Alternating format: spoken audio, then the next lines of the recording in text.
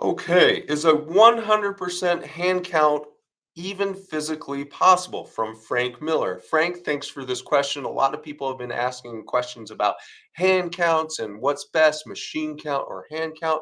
I've always said that machines are wonderful. Machines are wonderful innovations in all of our lives. Our machines are allowing me to be able to do this. Machines are what takes me to work in the morning. So machines are very good. Machines are also especially good when it comes to redundant, repetitive tasks. Machines don't get tired, machines don't get bored, machines don't get hungry. And so they can go through this very fast, and they can also go through it much more accurately than can humans. This has been proven by behavioral science and consistently over the past 50 years.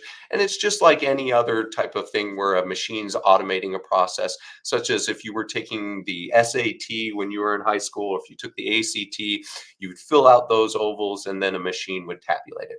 But we shouldn't just trust machines, because we should test machines and then we should audit machines.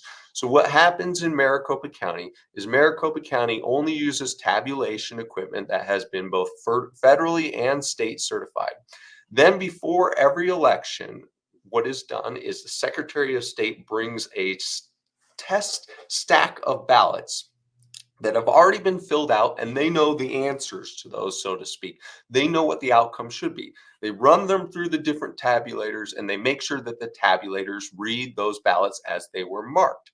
We do that again with the political parties. We do that again after the election. And then also after the election, the political parties randomly select batches of ballots that they say, we want to hand count audit those batches of ballots. And the political parties will offer up people who will be paid by Maricopa County to sit in bipartisan groups of two, and they will hand count those ballots. After they hand count those ballots, they'll make sure that it matches the machine count 100%. And only if it matches within a very, very, very, very high confidence interval are we able to move forward. So we use machines, but we also use hand counts. Now, if we had to hand count every single ballot in Maricopa County, the numbers would be pretty daunting. So think about the 2020 election.